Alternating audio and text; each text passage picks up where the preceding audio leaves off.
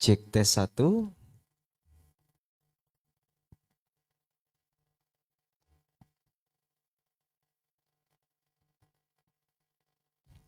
Cek tes.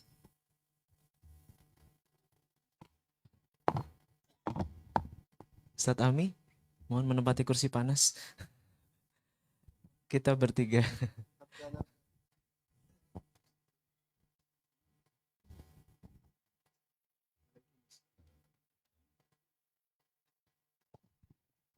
Nah, kita mulai ya, Bapak Ibu ya. Bismillahirrahmanirrahim. Assalamualaikum warahmatullahi wabarakatuh. Masih semangat Bapak Ibu ya? Mau lanjut? 3 hari ke depan masih kuat? Kuat ya. Panitianya nggak kuat kayaknya. Ya, barakallahu fikum. Kita masih berharap semangat Bapak Ibu sekalian, jamaah yang semoga dimuliakan oleh Allah. Sama seperti kita memulai. Ini momen yang bisa dibilang mengharukan juga. Semoga Allah kembali pertemukan kita dalam kondisi yang lebih baik ke depannya. Dan kita sampaikan terima kasih sekali untuk panitia penyelenggara yang mungkin kurang tidur atau bahkan nggak tidur ya. Atau tidur saat acara mungkin yang telah menyiapkan acara ini sedemikian rupa dengan segala kelebihan dan juga kekurangannya.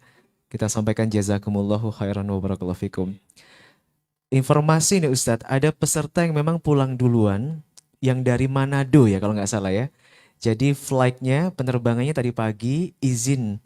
Jadi nggak sempat mungkin bertemu dengan Ustadz karena mereka jauh Ustadz ya. Jadi pulang terlebih dahulu. Tapi yang jamaah yang dekat-dekat sini, Jakarta, Surabaya, Kediri, Blitar, los nggak rewel Pak ya. Sesuai dengan iklan kita. Ya, Alhamdulillah Bapak Ibu kita tiba di penghujung acara. Tapi sebelumnya, sebelum ke sesi tanya jawab, kita pingin dengar dulu nih ya. Dari ketiga asatizah kita, bagaimana kesan-kesannya. Masya Allah, selama 3 hari bersama jamaah. Dan juga mungkin ada satu nasihat singkat yang mungkin beliau ingin berikan agar menjadi pegangan untuk kita semuanya, agar senantiasa bisa istiqomah, bukan hanya di acara ini saja, tapi harapannya pasca acara ini usai, kita masih memegang apa yang beliau-beliau ini sampaikan ya. Kita mulai dari Ustadz mana dulu? Voting tengah. Masya Allah. Antum lagi Ustadz. Opening antum, closing juga antum ya. Pakai mikrofon Ustadz. Susah milihnya. Kenapa Ustadz? Kalau tengah dulu, Aha, nanti milih yang berikutnya susah. susah. Tapi kalau dari samping tinggal urutan aja. Masya Allah. Nggak mau jadi yang pertama Ustadz. Ya, siapa yang setuju Datuk Harimau dulu? 1, 2. Kok sedih? Oh, Ustadz juga voting ya? 1, 2, 3, 4, 5, 6. Oke. Siapa yang setuju Ustadz Ami dulu? 1. Antum ada supporternya Ustadz. 2, 3. Siapa yang setuju Ustadz Musyafa dulu? 1, 2. Loh kok lebih banyak Ustadz? Antum diam-diam banyak supporternya Ustadz ya. Tapi ada yang nggak konsisten, ada yang nunjuk 2 kali nih kayaknya nih ya. Iya, nah, sesuai berarti Ustadz Musyafa terlebih dahulu ya. Nah, Ustadz. Taib ya. Kita akan berikan kesempatan kepada Ustadz Musyafa. eh, yang pertama, apa kesan beliau bisa hadir bersama kita di Daurah Keluarga Sakinah yang ke-9 ini, dan mungkin ada satu nasihat yang dikhususkan Ustadz bagi kita sebagai peserta. Nah, tafadhal Ustadz. Ya, kesan yang pertama yang mana benar-benar melihat dari daurah ini, semangat dari para peserta dalam menuntut ilmu sangat besar. Dan Anda melihat juga ya banyak dari para peserta yang sudah usia ya, tapi Masya Allah masih punya semangat yang tinggi dalam menuntut ilmu. Ini sesuatu yang luar biasa. Dan mudah-mudahan antum semuanya bisa istiqamah dalam kebaikan yang sangat istimewa ini. Kemudian yang kedua yang ana lihat ya di daurah ini, kesan ana ini Masya Allah ini sponsornya banyak ini. Ana kemarin baca sampai 15 ya, 15 sponsor.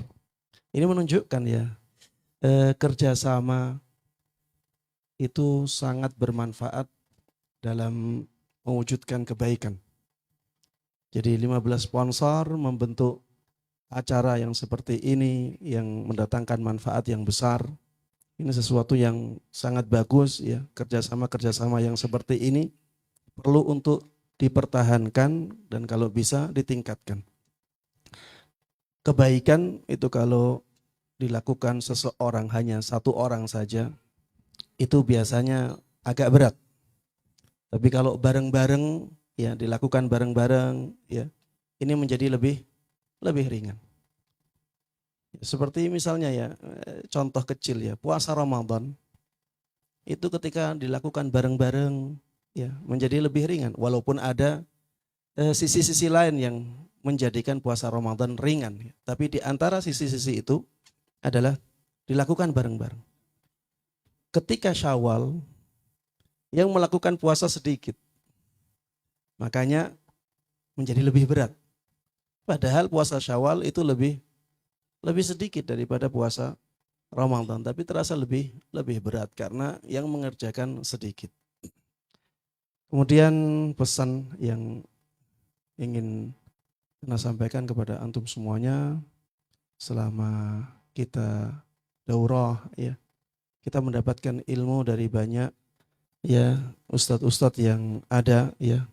Ustadz Abu Zubair Al-Hawari, jazahullah khairah, Ustadz Ami, Masya Allah.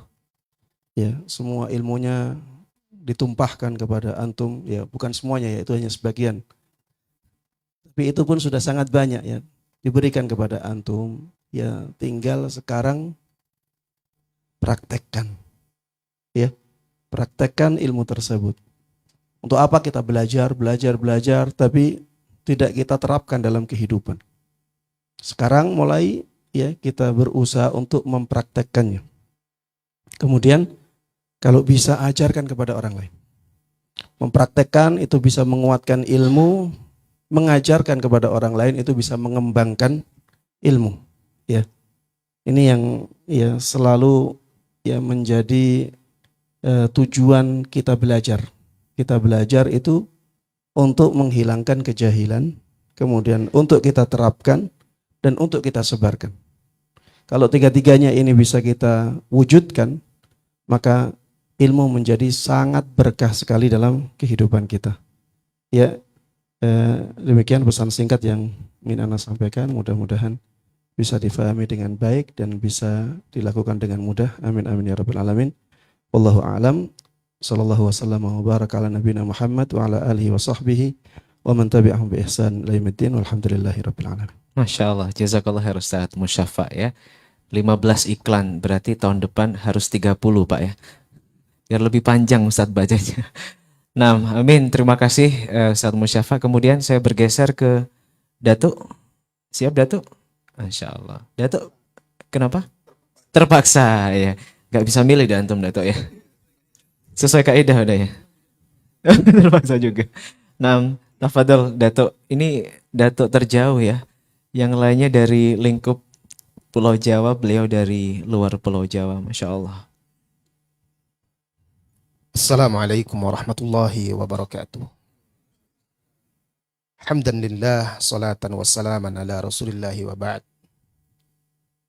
Sebenarnya apa yang telah disampaikan oleh Ustadz kita tadi, Ustadz Musyafa, itu sudah lebih daripada cukup dan mewakili.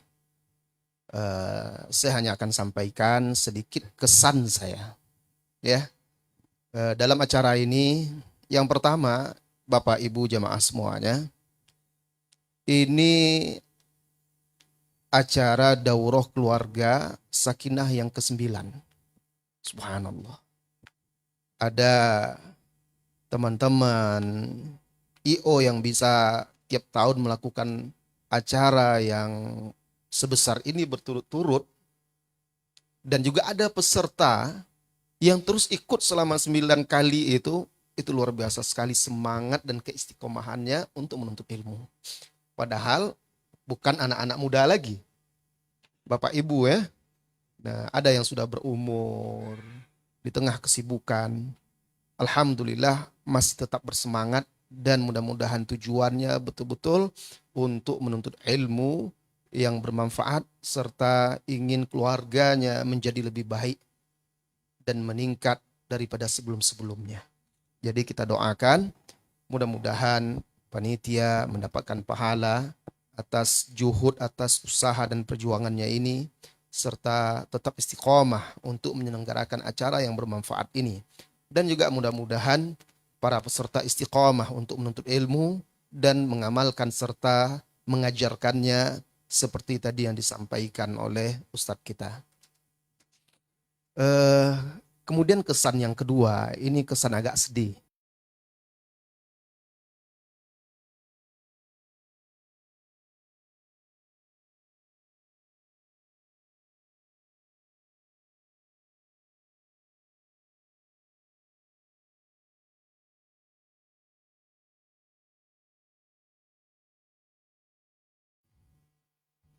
Ini yang ketiga kalinya saya diikut sertakan dalam acara ini, tetapi yang ketiga kalinya pula melajang di sini. Maksudnya sendiri saja. Setiap kesini ustadz-ustadznya bawa keluarga, tapi saya maklumi karena kan ustadz-ustadz hanya di Jawa, jadi lebih mudah untuk pergi, datang dan pergi menggunakan kendaraan lewat darat. Kalau dari tempat saya harus 2 kali naik pesawat. Kemarin itu saya sempat ada rencana dengan keluarga, kita bawa mobil saja. Ayo, sudah saya ancang-ancang untuk berangkatnya hari Rabu, pakai mobil. Tapi anak-anak masih ujian, nggak bisa. Kalau hari Kamis saya berangkat, hari Kamis sudah selesai ujian, itu nggak akan terkejar ke sini naik mobil. Apalagi membawa keluarga, tidak mungkin kita ngebut-ngebut. Akhirnya batal. Kemudian kedua juga, kalau naik pesawat itu biayanya sangat besar. Biayanya sangat besar. Saya memulangkan anak saja dari Jawa untuk liburan itu habis 8 juta. Mereka saja pulang liburan. Ya, apalagi bawa liburan ke sini pula lagi. Nah, ini luar biasa. Dan saya juga tidak terbiasa, alhamdulillah membebani panitia. Setiap kedatangan saya lebih sering sendiri. Kenapa? Karena memang saya tidak ingin membebani panitia. Kalau saya sanggup, saya bawa. Kalau tidak, tidak. Nah, dulu ada cerita lucu. Waktu awal-awal saya pernah diundang ke Surabaya dulu. Sebelum kenal dengan bapak-bapak panitia, ada jamaah kita yang ngundang ke Surabaya. Ustadz, bawa keluarga ya? Oh enggak usah sih. Bawa aja enggak apa-apa sekalian liburan. Waduh, banyak nanti saya bawa, enggak bisa. Enggak apa-apa, kirimkan aja kita nanti insya Allah akan tanggung tiket akomodasi semuanya. Saya kirimkan, terus dia kirim pesan WA, Ustadz ini anak semua. Kalau dia kalikan bolak-balik, sudah 30 juta lebih kan.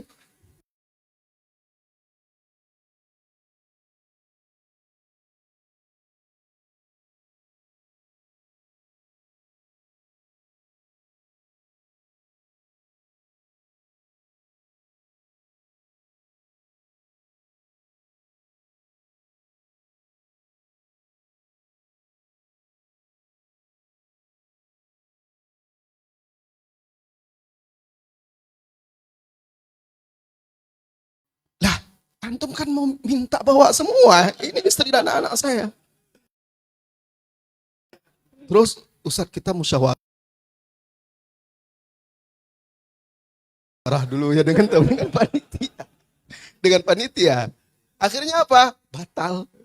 Saya bilang saya ketawa aja, nggak apa-apa kan antum yang maksa minta. Saya nggak pernah minta, antum minta kirimkan nama-namanya ini saya kirim.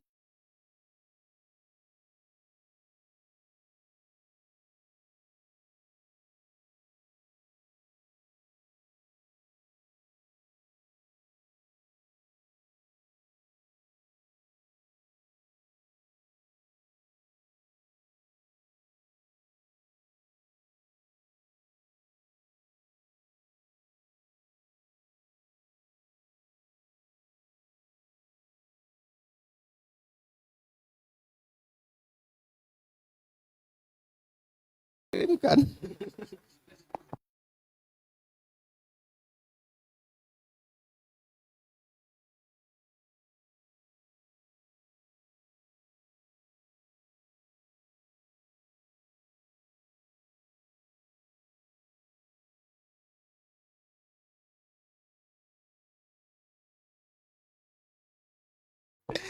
Ya itu kesannya ya, tapi tidak apa-apa. Alhamdulillah. Saya senang dan bahagia bisa berkumpul dengan bapak-bapak semuanya dan ibu-ibu juga dengan ustadz kita. Di sini saya alhamdulillah bisa jumpa dan duduk bersama Ustadz Musyafa. Selama ini saya dengar namanya saja, begitu juga Ustadz Amin Nurbait, Nurbaith, Nurbaith ya. Saya bisa berkumpul dan duduk bersama beliau. Alhamdulillah sangat senang sekali dan bahagia. Ini kesan saya ya, sehingga rasa sedih tadi hilang semuanya. Terakhir sebagai penutup,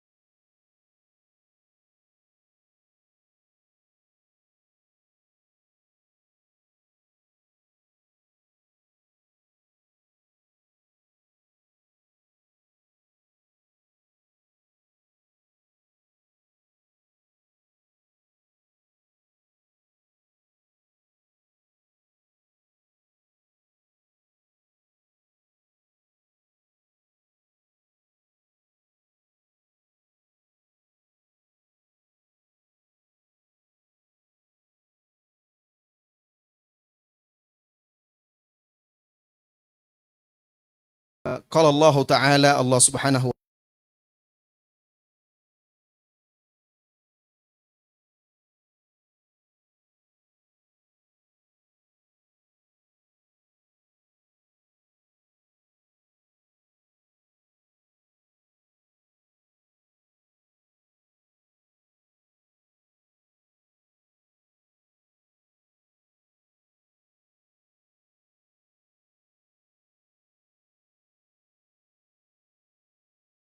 Ta'ala berfirman di dalam surat An-Nisa, walau annahum fa'alu ma yu'adzuna bihi lakana khairan lahum wa ashadda tathbita wa idzan la'atainahum min ladunna ajran 'azima wa lahadainahum siratan mustaqima. Artinya, kalaulah bahwasanya mereka mengerjakan apa yang diajarkan kepada mereka, apa yang dipetuahkan, apa yang diwejangkan, apa yang dinasihatkan kepada mereka, lakana khairan lahum, niscaya itu lebih baik bagi mereka, wa asyadda tathbita, dan lebih membuat mereka itu sabat, teguh di atas kebenaran itu. Wa idzal la'atainahum min ladunna ajran 'azima, dan juga kami pasti akan berikan kepada mereka pahala yang besar dari sisi kami. Wala hadainahum siratam mustaqima, dan pasti kami akan tunjuki mereka, bimbing mereka kepada jalan yang lurus. Ini dia buah mengamalkan ilmu yang sudah kita pelajari, yang sudah kita dengar. Maka menyambung tadi yang disampaikan oleh Ustadz Musyafa, amalkan ilmu yang sudah kita pelajari itu pada diri kita, pada keluarga kita, kemudian kita sebarkan ilmu yang bisa kita sebarkan tentunya kepada orang-orang yang kita kenal, yang terdekat, dan kepada saudara-saudari kita yang lainnya, sehingga semakin luas manfaatnya bagi antum khususnya dan bagi masyarakat lainnya, dunia dan di akhirat. Sampai di situ saja yang bisa saya sampaikan. Allahu a'lam bishawab. Masya Allah, jazakumullahu khairan Ustaz ya. Satu kisah yang menarik ya. 13 plus antum 14 berarti. 14 tiket ya Ustaz. Masya Allah. Jadi perhatian buat panitia kajian yang lain ya. Nah, barakallahu fikum. Setidaknya antum punya keluarga baru di sini Ustaz ya. Di depan antum nih ya. Nah, barakallahu fikum Ustaz. Dan fi amanillah, semoga Allah berikan keselamatan saat kembali ke Pekanbaru nanti ya. Amin ya. Yang terakhir Ustadz Ami yang paling muda. Masya Allah. Antum disuruh Penggembira saja. penggembira. Siap Ustadz. Gimana Ustadz kesan-kesannya Ustadz melihat bapak-bapak pusing itu ngewaris Ustadz? Biasanya kalau di ujung sudah kehabisan materi. Baik, alhamdulillah wassalatu wassalamu ala Rasulillah wa ala alihi wa sahbihi wa mawalah. Wa asyhadu an la ilaha illallah wahdahu la syarikalah wa asyhadu anna Muhammadan abduhu wa rasuluh. Yang pertama kita haturkan jazakumullah khairan kepada segenap panitia penyelenggara yang telah memberikan kita fasilitas dan layanan untuk belajar. Dan di sini kita selalu kenyang ya Pak. Pagi kenyang, siang kenyang, belum lapar sudah diisi lagi. Kemudian juga jadwalnya penuh dengan belajar, yang itu merupakan nutrisi bagi batin. Sehingga DKS ini, Daurah Keluarga Sakinah ini memperhatikan jasmani dan rohani, Pak. Dibuat kenyang jasmaninya dan dibuat kenyang rohaninya. Maka kalau Bapak Ibu sudah sampai rumah, pertama sebelum melakukan yang lain adalah timbang dulu berat badannya ya. Terus cek kolesterolnya Pak ya, barangkali naik. Alhamdulillah atas kemudahan dari Allah Subhanahu wa taala kita bisa belajar bersama di forum ini, dan kami perhatikan yang istimewa adalah panitianya yang senior-senior. Jadinya kalau nyuruh-nyuruh panitia itu enggak enak. Karena panitia senior, makanya pas nata-nata kursi, wah ini ngongkon panitia ra pantes saya, makanya ikut nata. Makanya besok berarti panitianya perlu regenerasi atau gimana ini? Biar kalau disuruh-suruh sama pemateri atau peserta itu nyaman. Peserta yang muda ya, nyuruh panitia sanggup nggak kira-kira? Nggak berani ya Mas ya? Bayarnya kurang masalahnya. Baik, Bapak Ibu yang kami hormati, ada salah satu penelitian ahli psikologi. Mereka bilang begini. Ketika seseorang itu dalam sebuah forum belajar atau mendengarkan sebuah ceramah, maksimal penangkapan yang bisa dia terima itu kurang lebih 30%. Sehingga kalau dari 1, 2, 3 ustadz yang menyampaikan, itu berarti Bapak hanya bisa menerima salah satu saja. Yang lain barangkali terlupakan dan tercacar ilmunya. Maka saya ngecipri selama sekian jam, itu mungkin Bapak hanya bisa menerima kurang lebih sekian menit. Tidak lebih dari itu. Dan itu pun kata beliau, dari 30% itu setiap hari hilang 5%.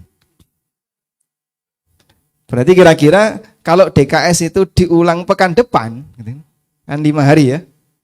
Diulang berarti sekarang hari apa? Ahad, Senin, Selasa, Rabu, Kamis, Jumat, itu udah hilang semua itu.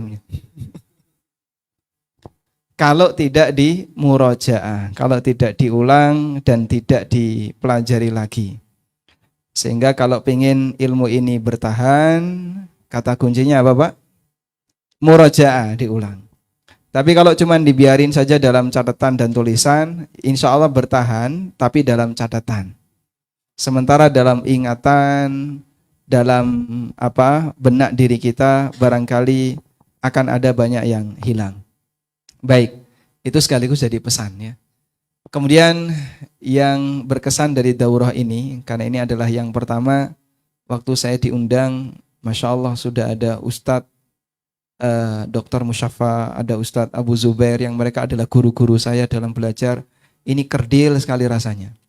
Kalau pakai kaidah fikih kan, apabila ada air, maka tidak boleh tayamum. Saya ibarat debu di hadapan mereka, kudune ora kanggo. Cuman karena panitia mendesak, pokoknya kamu harus maju. Ya, mohon maaf, ini hanya menjalankan tugas. Sehingga forum ini yang terakhir, nanti kalaupun isinya adalah tanya jawab, saya nanti sebagai moderator yang kedua, ngeten nggih. Begitu Ustaz ya. Terus saya Siap. jadi apa Ustaz? Jenengan moderator pertama. Oh, pertama, nah, ya. Komentari Baik. dikit ini. Jadi ini dari karena tawaduknya beliau. Sebenarnya walaupun ada air, tapi tetap ada kondisi-kondisi yang seseorang itu bisa dan tetap bertayamum. Nah, Ya, Ini- seperti memang dia tidak bisa menggunakan air karena ada uzur tertentu ya. Airnya tidak mencukupi misalnya kan ya dia ya. bertayamum tetap utuh Ustaz kita insya Allah. Mulai perang dalil nih kayaknya nih. Kalau sakit pakai walaupun ada air tetap juga. Atau Nah. terlalu dingin kita yang udah tua-tua ini udah mulai dingin. Ah, Masya Allah. Ustadz Mustafa nggak usah Saya ikut-ikut khusus Ustadz. yang punya udzur saja. Naam ya. Taib, itu tadi kesan-kesan yang luar biasa. Cukup Ustadz Ami? Oh belum? Insyaallah cukup. Masya Allah, barakallahu Sallallahu ala fikum. nabiyina Muhammadin wa ala alihi wa sahbihi wasallam.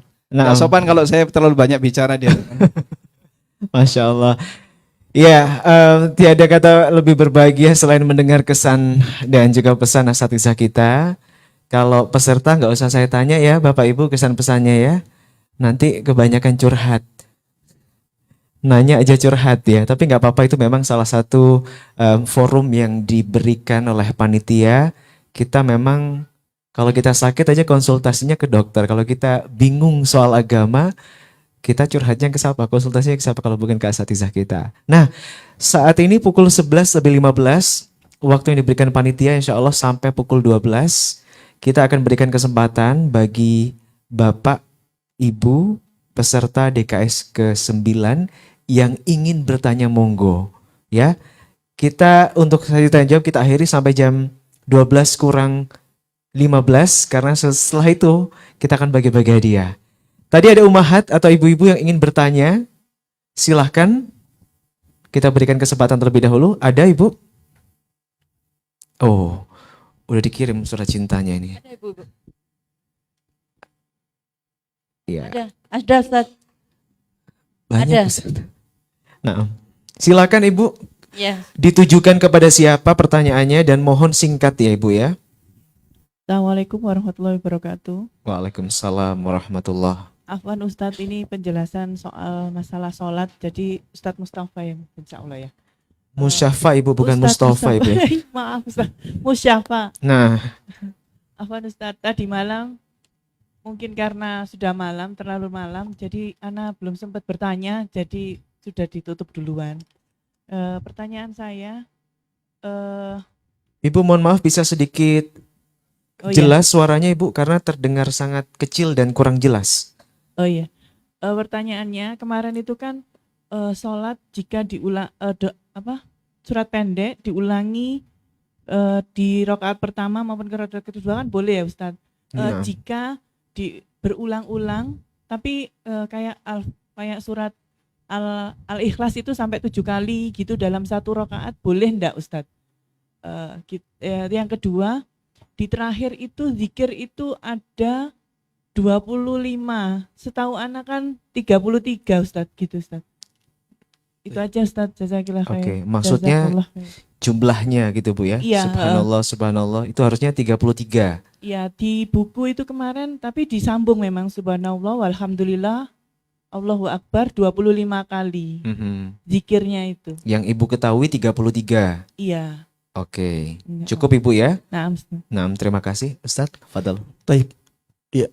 Sebenarnya pertanyaan tentang sholat bukan hanya ke Ana, bisa ke ustadz-ustadz yang lain ya. Taib, karena kemarin yang ngisi Ana. Untuk yang pertama, bolehkah seseorang mengulang-ulang satu surat lebih dari sekali? Ya, bilangan 7, bilangan 5, 9, 10. Apakah dibolehkan? Jawabannya boleh. Jawabannya dibolehkan. Rasulullah Shallallahu Alaihi Wasallam dalam salah satu salat malam beliau mengulang satu ayat sampai subuh. In tu'adzibhum fa innahum ibaduk wa in taghfir lahum fa innaka antal azizul hakim. Itu beliau ulang-ulang sampai waktu subuh. Itu tidak tahu berapa kali beliau ulang.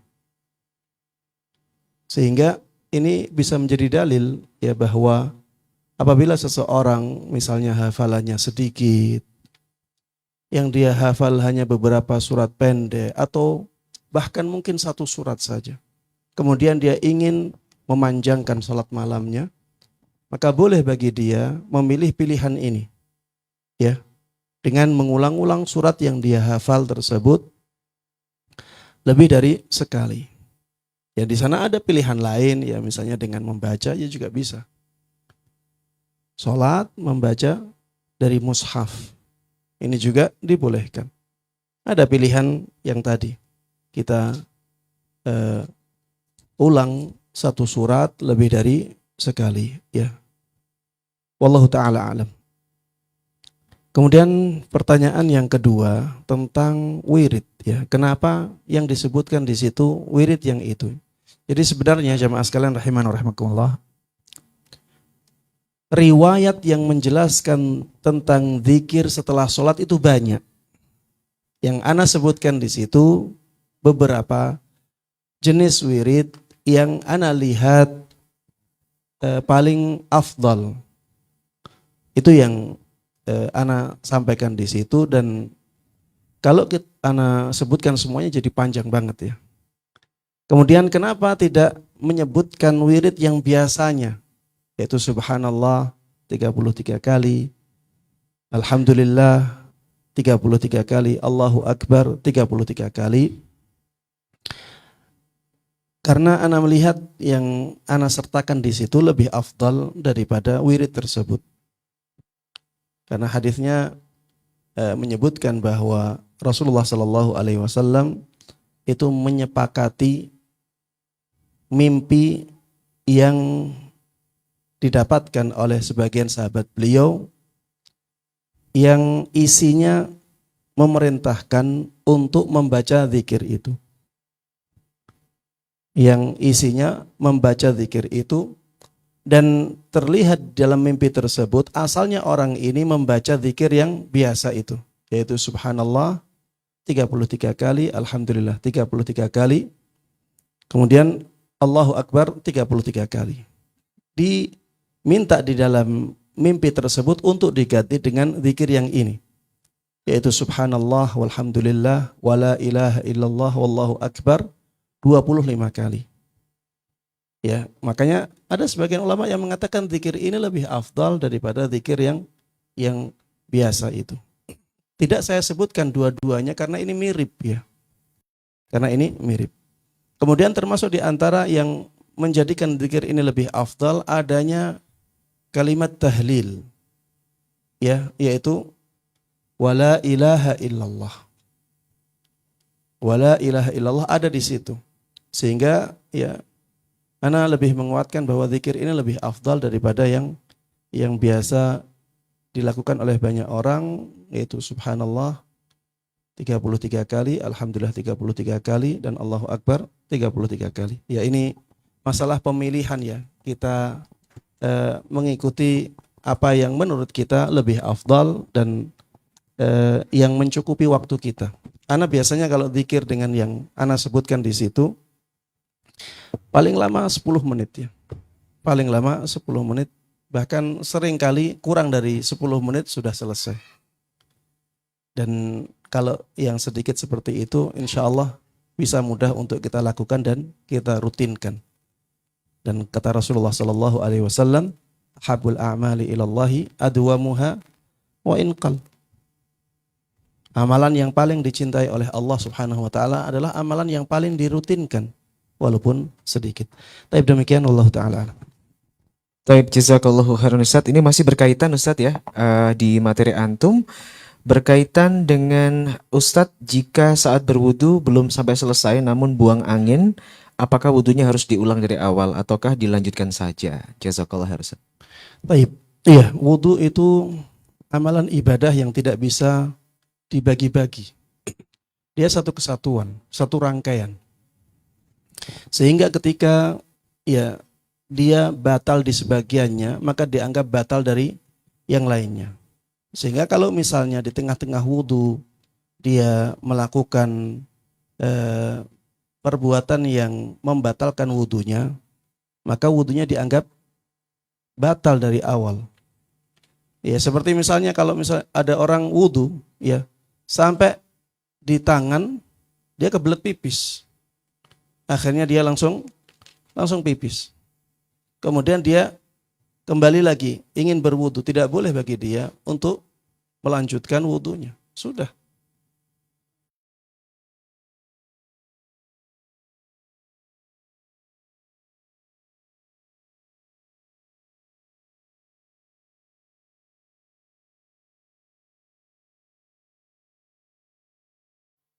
Sudah batal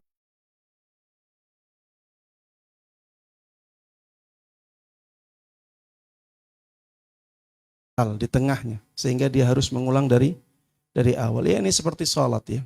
Sholat itu satu rangkaian, walaupun dia terdiri dari beberapa bagian amalan. Ada bacaan Al-Fatihah,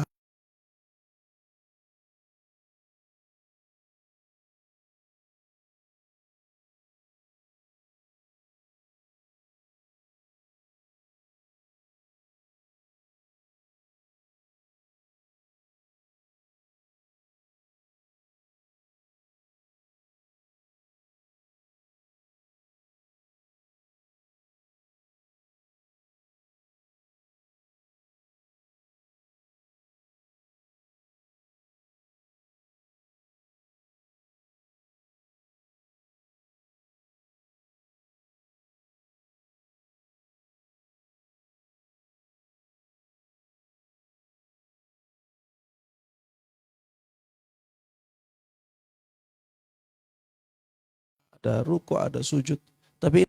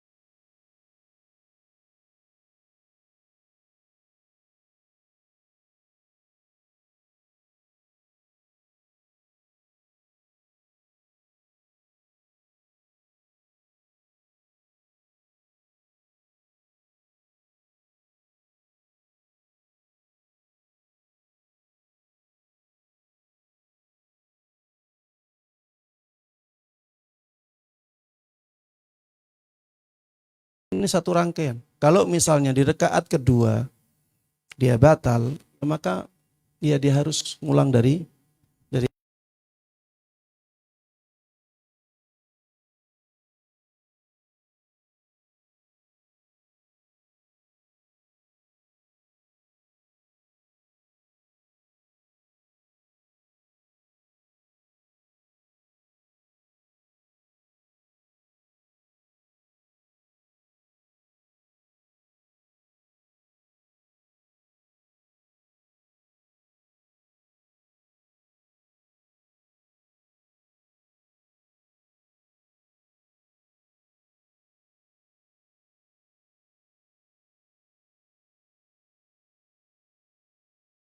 awal. Ya, wallahu a'lam. Nah, barakallahu fikum Ustaz, semoga bermanfaat buat yang bertanya tadi. Kemudian ada pertanyaan berikutnya, ini berkaitan dengan waris. Ana bergeser ke Ustadz. Coba saya bacakan Ustaz. Antum jadi narasumbernya Ustaz. Moderator. Ini pertanyaan insya Allah mudah Ustaz. Nah ya. Taib. Ustadz, bagaimana mewariskan aset perusahaan keluarga jika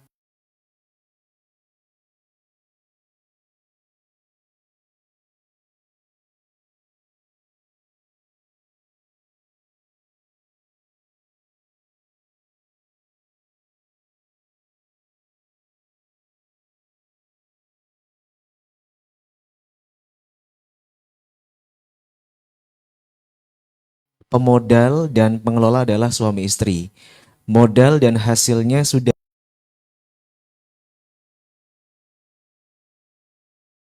bias dan telah rancu digunakan dalam keseharian, mengingat hasil pendapatan dagang yang tidak menentu, Kemudian status perusahaan ini adalah milik bersama, yaitu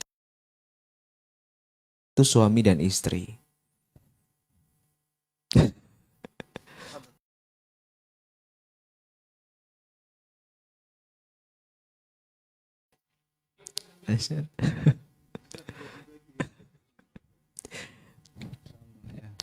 Baik. Karena beliau tidak bersedia, jadi terpaksa saya. Ini mohon izin para Ustadz. Apabila ada suami istri yang melakukan usaha bersama, berarti unit usaha itu statusnya adalah unit atau objek syirkah amlak. Objek syirkah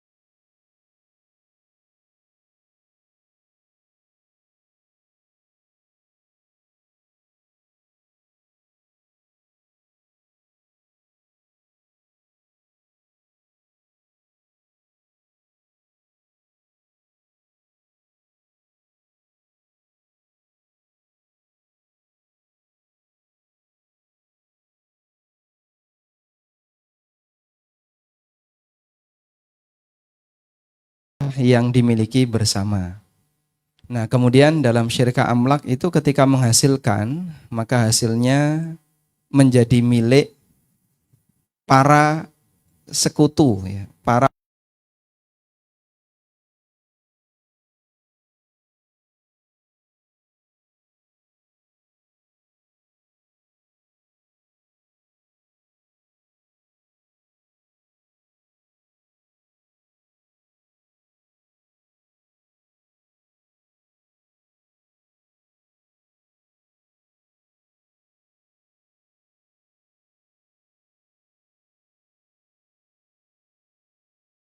orang yang berkongsi.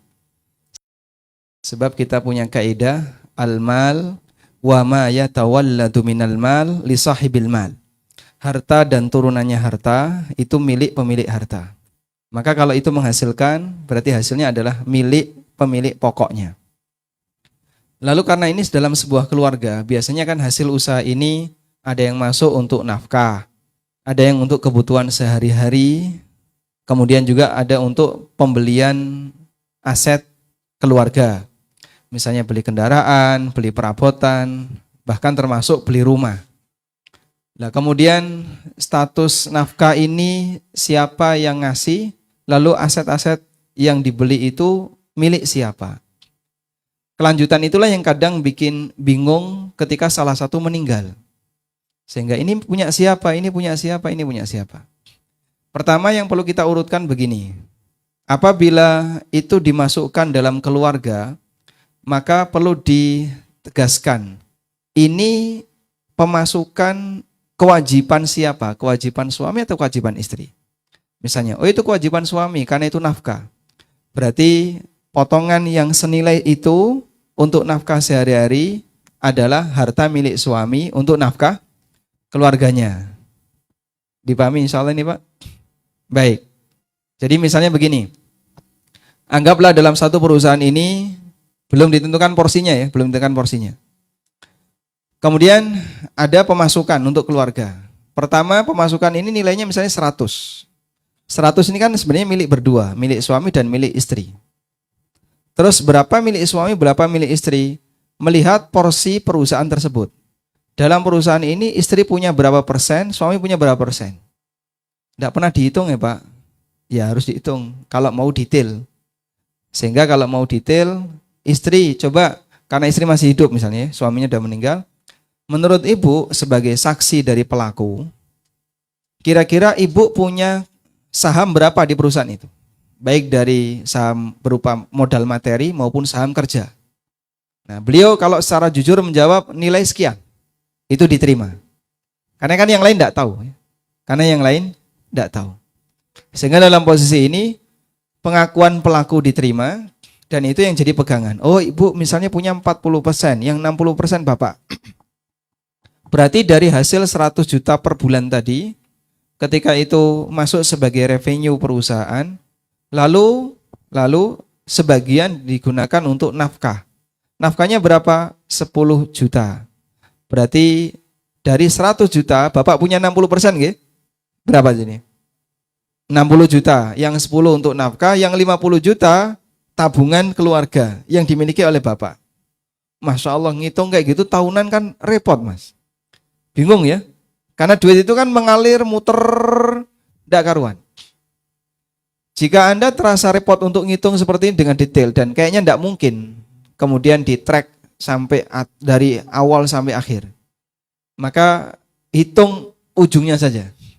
Dengan mengedepankan prinsip bertakwa kepada Allah, ibu sebagai saksi yang pernah menjadi pelakunya, kira-kira aset yang tersedia saja, ada tabungan, ada rumah, ada kendaraan, itu porsi Anda berapa persen? Yakin saya punya insya Allah tidak lebih dari 40. Saya yakin punya 40. Baik, patok 40%. Maka 40% milik Anda. Yang 60 ini yang dibagi waris. Yang 60 ini dibagi waris. Ada sebuah riwayat. Ada ibu-ibu yang sedang mengaduk adonan tepung.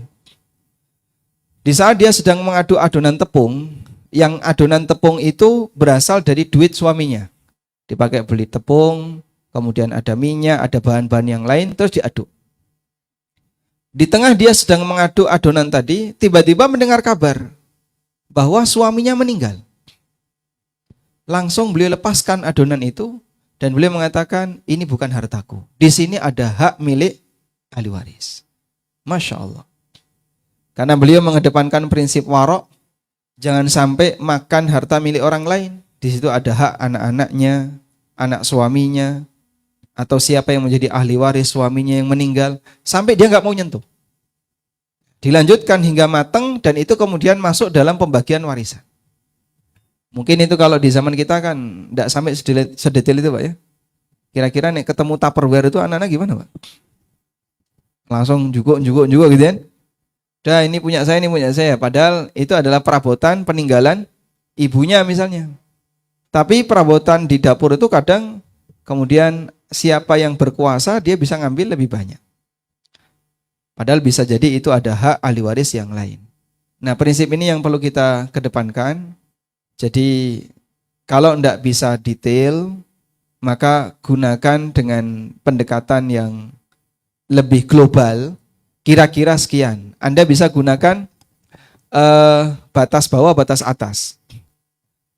Saya punya jatah tidak lebih dari 40, tidak kurang dari 35. Baik, berarti misalnya kalau Bapak atau Ibu mengambil prinsip yang lebih hati-hati, agar tidak makan harta orang lain, saya ambil 35 saja, silahkan.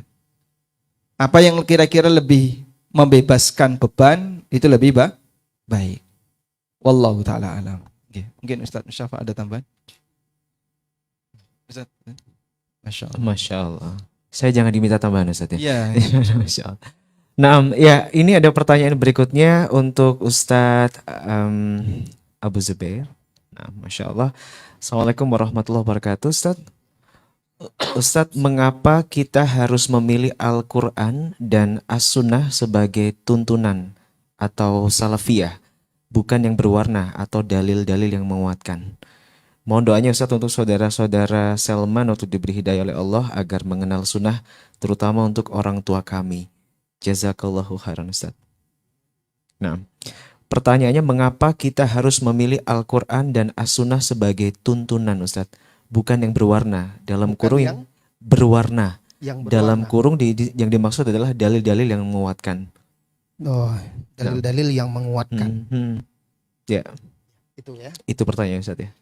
Baik, kita doakan semoga saudara kita yang bertanya dan keluarganya serta saudara kita yang lainnya mendapatkan hidayah untuk hidayah kepada sunnah, dan juga semoga Allah meneguhkan kita dan mereka yang sudah mengenal sunnah di atasnya. Amin. Kenapa kita harus mengedepankan Al-Quran dan As-Sunnah tetapi bukan dalil yang mewarnai atau penguat-penguat, dalil-dalil penguat yang lainnya? Pertama, karena memang Allah Subhanahu wa Ta'ala yang mensyariatkan agama ini. Dia pensyariatnya, dan dia yang menurunkan Al-Quran dan As-Sunnah, dan dia mewajibkan kita untuk berhukum dengan keduanya. Memegang teguhnya, kemudian mengamalkannya, menjadikannya sebagai pedoman hidup. Itu sudah jelas banyak sekali ayat-ayat Al-Quran. Apabila sudah ada dalil yang jelas dan tegas dari Al-Quran, maka tidak butuh dalil lain. Yang lain-lain itu penjelasan para ulama itu adalah membantu kita untuk memahaminya. Ya, karena sebagai orang awam, kita tentu juga tidak mampu untuk memahami Al-Quran secara langsung atau memahami hadis-hadis karena di sana ada kaedah-kaedah. Ya. Tetapi dengan penjelasan-penjelasan para ulama, kita bisa memahaminya. Jadi dengan demikian, sejatinya yang kita ikuti itu adalah Al-Quran dan As-Sunnah melalui penjelasan-penjelasan para ulama-ulama kita. Banyak dalil-dalil yang memerintahkan kita berpegang teguh dengan Al-Quran dan As-Sunnah. Di antaranya firman Allah Subhanahu wa Ta'ala, Ya ayyuhalladzina amanu ati'ullaha wa ati'ur rasul wa ulil amri minkum fa in tanaza'tum fi syai'in farudduhu ila Allahi war rasuli in kuntum tu'minuna billahi wal yaumil akhir. Dzalika khairu wa ahsanu ta'wila. Wahai orang-orang yang beriman, taatilah Allah dan taatilah Rasul serta ulil amri di antara kalian. Perhatikan di sini. Allah perintahkan kita mentaati Allah, yaitu Al-Qur'an. Mentaati Rasul, yang jelas mentaati hadis-hadisnya, ya, petunjuknya. Kemudian setelah itu disertakan ulama, ulil amri, dan termasuk ulil amri di sini ulama termasuk ulil amri dalam makna yang luas. Tapi dia bukan yang pokok. Kenapa? Karena perhatikan di sini. Allah perintahkan taatilah Allah, atiullah. Kemudian atiur rasul, dan taatilah Rasul. Ini menunjukkan bahwa kedudukan Al-Quran dan Sunnah itu sama-sama wahyu dari Allah Subhanahu wa Ta'ala. Bahkan di antara posisi fungsi Sunnah itu juga mensyariatkan hukum-hukum yang tidak ada atau tidak disebutkan oleh Allah Subhanahu wa Ta'ala di dalam Al-Quran. Tetapi ketika Allah menyebutkan, memerintahkan ulil amri, tidak disebutkan perintahnya wa ati'u ulil amri minkum, tapi disertakan. Artinya mereka ini, ketaatan kepada mereka haruslah dalam koridor ketaatan kepada Al-Quran dan As-Sunnah. Jadi ini dikedepankan. Nah, yang ulil amri tadi bisa menjadi dalil-dalil penguat.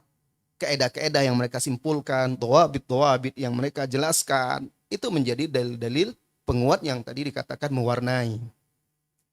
Kemudian setelah ayat itu lihat, Allah berikan contoh langsung. Fa in tanaza'tum fi syai'in, maka jika kalian bersilang sengketa pada suatu perkara, farudduhu ilallahi war rasul, kembalikan masalah itu kepada Allah dan Rasul, kepada Al-Quran dan kepada hadis-hadis Nabi SAW. Tidak disebutkan di situ, dan juga kepada ulama, kepada ulil amri, tidak. Ini memperkuat, menunjukkan bahwasanya wajib kita mendahulukan Al-Quran dan Sunnah di atas segala sesuatu. Cuma kita yang awam ini tidak mungkin kita mengatakan, oh dalilnya Al-Quran ini, dalilnya Al-Sunnah ini, kecuali melalui para ulama yang sudah menjelaskannya di dalam kitab-kitabnya, dan mereka adalah jalan kita untuk bisa paham Al-Quran dan As-Sunnah. Namun tidak boleh kita benturkan dalil-dalil yang sharih dari Al-Quran, dalil-dalil yang jelas dan tegas dari As-Sunnah dengan pendapat-pendapat yang tidak jelas dalilnya atau jelas lemah dalilnya. Kemudian juga Rasulullah Shallallahu Alaihi Wasallam bersabda, taraktu fikum amrayni lan tadillu abada lan tadillu ma in tamassaktum bihima, atau ma in tamassaktum bihima lan tadillu abada, atau kama qala Nabi sallallahu alaihi wasallam, kitab Allah wa sunnati. Aku tinggalkan pada kalian, jika kalian berpegang teguh dengannya, dengan keduanya, aku tinggalkan dua perkara pada kalian. Jika kalian berpegang teguh dengan keduanya, maka kalian tidak akan tersesat selama-lamanya, yaitu kitab Allah, Al-Quran, dan sunnahku. Nah, di sini perlu kita garis bawahi. Selain kita memahami Al-Quran dan sunnah, kita juga diperintahkan meneladani dan mengikuti petunjuk Khulafaur Rasyidin, para sahabat. Ya, jadi masalah-masalah yang sudah disepakati oleh para sahabat, maka kita harus mengikutinya. Karena petunjuk sahabat, pemahaman para sahabat juga termasuk salah satu prinsip kita dalam beragama. Dan tentunya ada masalah yang disepakati oleh para sahabat. Ada masalah-masalah yang berbeda pendapat di antara para sahabat itu. Bahkan apabila dalam masalah itu sahabat berbeda pendapat, maka tidak sedikit ulama yang mengatakan ada dua pendapat misalnya. Tapi tidak boleh kita membuat pendapat yang ketiga selain dari pendapat salah satu pendapat sahabat tersebut. Nah, tentu ada pendapat yang kuat dari sahabat itu dan ada pendapat yang mungkin sisi pendalilannya tidak sekuat pendapat yang satu lagi. Tetapi ada taqyid, ada pengikat di sini, yaitu mendahulukan Al-Quran, mengedepankan Al-Quran dan sunnah dengan mengikuti metode pemahaman salafus soleh dalam memahami dan mengamalkan Al-Quran dan As-Sunnah tersebut. Banyak dalil-dalil yang lainnya antum-antum pasti sudah belajar itu ya, sudah pernah mendengar, membaca dari guru-guru kita. Di Al-Quran banyak sekali. Ya, tidak boleh kita apabila Allah dan Rasulnya telah memutuskan satu perkara, tidak boleh kita lagi memilih hal yang lainnya. Itu juga ada di dalam Al-Quran. Tapi itu sudah cukup sebenarnya bagi kita. Ya, apa yang disampaikan tadi, karena waktu kita terbatas, maka itu cukup dari saya. Allahu a'lam bissawab. Masya Allah, jazakumullahu khairan Ustaz atas jawaban-jawaban yang semoga bermanfaat untuk kita semuanya. Bapak Ibu mohon maaf karena tidak semua pertanyaan bisa kita sampaikan dan bacakan kepada beliau. Semoga Allah mudahkan untuk bisa kembali bertanya di lain kesempatan. Kita akan bagi-bagi hadiah. Yang pertama ini ada 2 tas eksklusif nih ya. Terima kasih untuk Shopee Shop. Kita ingin bertanya kepada ibu-ibu atau ummahat nih ya. Siap ibu-ibu? Kok Bapak yang jawab? Ya, ibu-ibu, saya ingin bertanya kepada salah satu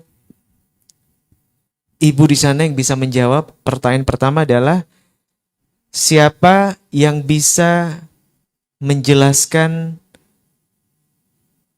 satu faedah dari apa yang disampaikan oleh Ustadz? Terserah Ustadz siapa dan materinya apa, dalam waktu yang singkat, ya, jangan membaca catatan tapi ya. Ada ibu, silakan. 5, 4, 3, 2. Ada Ustaz. Oh, Masya Allah. Ini tas loh Bu, bisa dijual. Silakan ibu, dengan ibu siapa dan sebutkan mau bacakan atau mau menyampaikan faedah yang disampaikan oleh Ustadz siapa. Nanti kita akan tanyakan kepada Ustadznya. Silakan Ibu.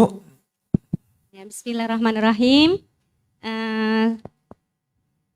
Dari faidah dari Ustadz Abu Zubair tentang kiat-kiat kebahagiaan rumah tangga. Masya Allah. Yang pertama, jaga hubungan suami dan istri.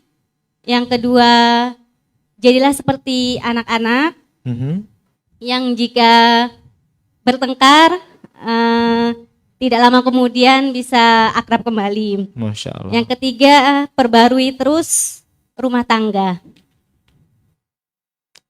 Bagaimana Ustadz skornya? Gak apa-apa. Baik, skornya yang nomor 1 itu kurang. Oh, kurang. Nomor 1 itu menjaga hubungan kepada Allah. Jadi suami maupun istri harus memperkuat hubungannya kepada Allah Subhanahu wa taala. Karena semakin kuat hubungannya kepada Allah Subhanahu wa taala, maka Allah pasti akan memberikan keberkahan kepada dia dan rumah tangga. Yang kedua, betul. Nah, Nah, yang yang ketiga, tadi itu ya nggak apa-apa lah ya. nggak apa-apa lah ya. Tapi bolehlah dikasih hadiah. Boleh ya. Dengan ibu siapa tadi ibu? Yang menjawab ibu siapa namanya? Iya. Ibu Lia. Via. Ibu Via. Memperbaharui rumah tangga itu kan saya jelaskan itu waktu itu perbaharui atau tadi menikahlah kembali waktu itu Mhm. judulnya ya. menikah kembali bukan menikah lagi Ustaz ya. Bukan, Oh, bukan. maksudnya itu memperbaharui suasana Oke. pernikahan itu. Nah, Ustaz. Mungkin yang dimaksud ibu itu juga, Iya. cuma dia mengungkapkan tidak mungkin tekstual seperti yang saya sampaikan. Betul. Tapi ya boleh lah Ustaz lah ya. Ya, ibu kesini sama pasangannya atau suami? Iya Ustaz. Ya, mana suaminya ini? Oh, Masya Allah. Boleh Bu ya, saya kirimkan kepada suaminya hadiahnya ini sebagai Betul. bukti. Betul. Silakan Mas diterima. Masya Allah. Ini anggap istrinya nggak tahu, pura-pura hadiah buat istri ya. Nah, Mbak Yakum ya. Taib, ada hadiah kedua. Ibu-ibu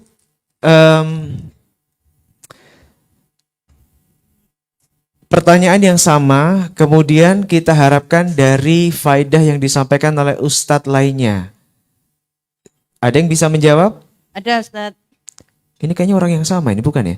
Ini panitia aja Ustaz. Oh, panitia boleh nggak? Boten, panitia menjawab ada jamaah Oh. yang mau menjawab. Oh iya, ada ibu. Iya, silakan. Siapa? Ibu siapa nih yang siap? Ya, saya Ibu Oti, Ustaz. Ibu Oti Otin. Dari mana Ibu Otin? dari Pasuruan. Pasuruan. Silakan Ibu akan menjawab, menerangkan faedah dari Ustadz siapa Ibu? Pembukaan sedikit tadi dari Ustadz Aminur Bait Nah. tentang bahagia di masa tua. Bagi di masa tua, oke? Jadi faedahnya itu adalah sebenarnya sunatullah. Ketika usia kita semakin bertambah itu Mhm. kemampuan fisik juga berkurang. Nah, Nah, tapi jangan sampai kebahagiaan itu adalah kebahagiaan yang dibatasi dengan kemampuan fisik seperti kebahagiaan batin contohnya. Sehingga nanti ketika kita di masa tua, contoh anak-anak sudah tidak ada atau pasangan sudah meninggalkan kita terlebih dahulu, kita nggak akan pernah kesepian karena batin kita itu selalu mengingat Allah. Masya Allah. Sudah. Bagaimana Ustadz Ami? Kita butuh konfirmasinya sebagai pembawa materi. Sah Ustadz ya? Sah? Masya Allah, barakallah. Nah, Ibu kesini bersama dengan keluarga atau suami? Bersama keluarga Ustadz. Nah, yang mana suaminya Ibu? Oh, Masya Allah. Bapak hadiah, bersyukur bisa memberikan hadiah untuk istri ya. Dengan menyuruh istrinya menjawab. Nah, barakallahu fikum. Luar biasa, terima kasih untuk sopa-sopisop. Nah, Masya Allah ya. Oke, ini masih ada. Kenapa Ustaz? Suaminya kenal suaranya ya Ustaz. Di rumah sering ini soalnya, dinasehati kayaknya. Ustaz Ami mungkin mau Ustadz sekarang giliran Ustadz yang bertanya nih ya. Singkat-singkat aja Ustadz. Yang jawabannya adalah ya atau tidak. Kok Bapak nego sih? Nah, Ustadz Ami nih.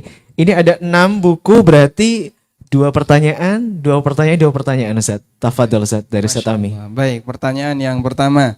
Siapa sudah siaga ini ya? Tangannya di sini, Pak, tangannya. Siap.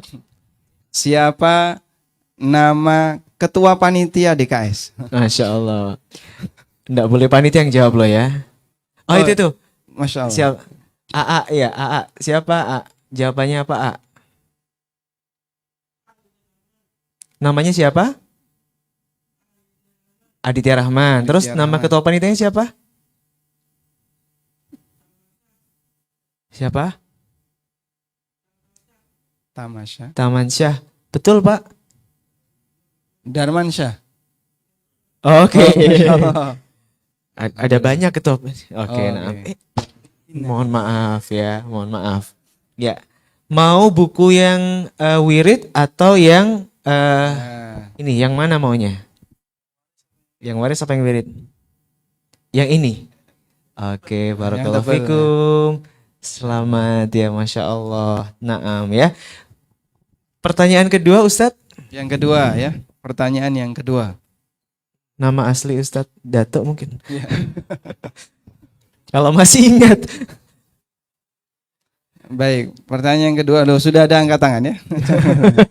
Siapa nama yang angkat tangan itu? Iya, ayo. Oh, tahu Pak? Abu Musa. Aslinya? Itu kunyahnya, nama aslinya? Yang angkat tangan, nah, beliau angkat tangan Iya. itu siapa nama aslinya? Boleh berdiri Pak? Nah. Bukan. Wah ini Bukan. Bapak fokusnya ke Dato' salah Harim. paham lagi. Baik, saya berarti saya ganti pertanyaannya. Nah, ya. nah, Saya nah, ganti nah. Ya. Pertanyaannya, mengapa ilmu waris disebut sebagai setengah ilmu? Oke, silakan. Boleh langsung dijawab.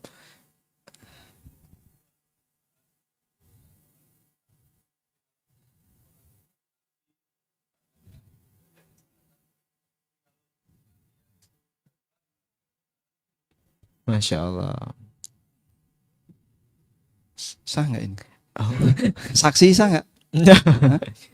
Gimana Ustaz? Sah insya Allah. Sah, Masya Allah. Ilmu itu kalau digandengkan dengan lawannya maka terlihat setengahnya. Masya Allah. Masya Allah. Silahkan, monggo.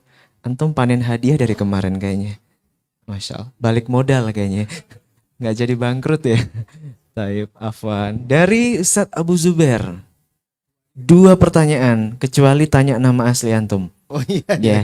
Udah dicatat soalnya dari sama yang pojok Iya. tadi. Jadi yang satu khusus untuk ibu-ibu, nanti yang kedua untuk bapak-bapak. Boleh, Ustadz, silakan. Baik, untuk ibu-ibu, apa hikmahnya wanita yang ditinggal mati oleh suaminya Mhm. diwajibkan berihdad? Silakan. 3, 2, 1. Ada Ustadz. Oke, silakan Ibu, monggo. Pertanyaannya, kenapa wanita itu diwajibkan untuk berikhdat nggih? Betul. Iya, Iya. ketika ditinggal mati oleh suaminya wajib dia berkabung selama 4 bulan 10 hari, 10 hari. itu. Iya. Apa hikmahnya? Oh, hikmahnya. Kenapa? Iya. Satu, beribadah kepada Allah dengan Ah, menjalankan syariat Allah. iya. Yang kedua itu dalam rangka mengagungkan suaminya atas akad pernikahan. Iya. Mhm. Kemudian memuliakan keluarga dari suaminya, juga kerabat dari dirinya sendiri. Iya. Menjaga perasaan ya, Iya. termasuk seperti itu. Kemudian mencegah atau menutup pintu laki-laki untuk menggoda. Iya, iya, iya, iya. Insya Allah seperti itu. Seperti itu ya. Walaupun ada bagian-bagian yang tidak persis 100%, tetapi itu termasuk bagian hikmahnya yang dijelaskan Ustaz. oleh para ulama, dan apalagi poin-poinnya lebih dari 3 ya. Masya Allah. Itu sudah Masuk Ustadz ya. masuk insya Ya. Allah. Betul. Ibu siapa tadi? Ibu Ida Ibu Ida sama pasangannya ke sini? sama Oh, anak sama saya. putranya. Boleh. Nih Mas, silakan Mas. Barakallahu fikum. Ya. Afwan. Pertanyaan kedua Ustaz. Iya, bapak-bapak lagi ini. Nah, Ada yang bisa ceritakan kembali? panjang ini kayaknya nih. Tidak, kisah Panjang ini singkat. Ada yang bisa ceritakan kembali kisah yang diceritakan oleh Al-Asma'i? Itu pelajaran pertama kita. Ada? Waktu itu saya kisahkan pada ketawa kok. Iya. Ya, boleh lihat murojaah lagi. 3, 2, 1. Kalau menunduk berarti Saya ganti tandanya. lah ya. mungkin Nah, itu. ganti, Saya Ustaz, ganti, saya ganti. Baik, Sampai ada yang bisa Ustaz pertanyaannya. sampai ada yang bisa ya. Terlalu sulit berarti. Udah ganti pertanyaan nama aja lah ya. Nah. Nama Ustaz silakan. Iya, baik.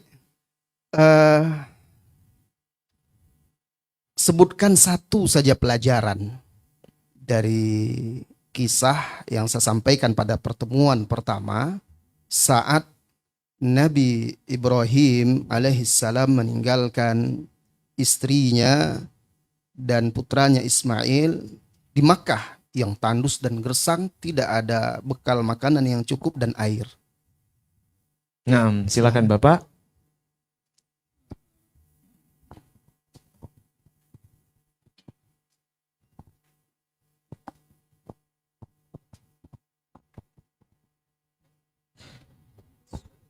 Terima kasih. Bahwa pelajaran yang penting itu adalah ketaatan. Pertama, Nabi Ibrahim menjalankan perintah Allah. Kemudian yang kedua, istri dan anaknya juga sangat, kalau itu perintah Allah, dia akan siap untuk menjalankan dan insya Allah akan dapat pertolongan di sana dari Allah. Demikian. Ya. Saya mintanya tadi 1, dapat bonus ini jawabannya 2 dia. Saya minta 1 pelajaran. Pelajarannya kan kita menjelaskan tentang qanaah ya kepada apa yang diberikan oleh Allah Subhanahu wa taala ketika itu, dan boleh Bapak ini kita berikan hadiah. Boleh Pak. Dan Ya. sebelum saya tutup, saya ulang lagi kisah yang dibawakan oleh Al-Asma'i, dan kisah ini kan sebagai pemanis materi kita tadi malam. Jadi Al-Asma'i bercerita, saya pernah melihat seorang wanita Badawi yang sangat cantik, min ajmalin nas wajhan. Kemudian suaminya buruk rupa, sangat jelek. Lalu dia tanya kepada wanita ini, apakah engkau ridho memiliki suami seperti itu, padahal engkau adalah seorang yang cantik? Jadi jawab dia, barangkali dia suamiku hubungannya dengan Allah Subhanahu wa taala sangat baik sehingga Allah berikan dia balasan dengan mendapatkan istri yang cantik. Dan barangkali hubunganku dengan Allah buruk, maka Allah hukum saya dan mendapatkan suami yang jelek.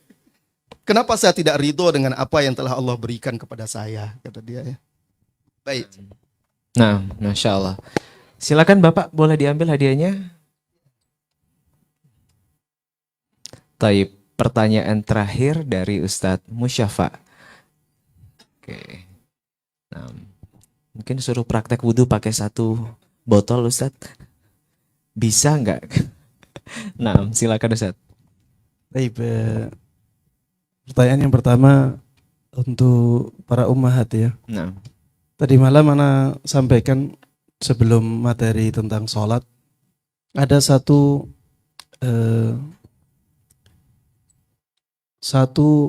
cara kita membahagiakan diri yang bisa kita lakukan. Nah, karena bahagia di masa tua ini menjadi tema inti dari daurah ini, maka saya sampaikan ini. Coba disebutkan. silakan ibu-ibu. 5, 4, 3, 2. Ada ibu? Hening. Ustaz. Oh ada. Alhamdulillah. Silakan ibu jawabannya.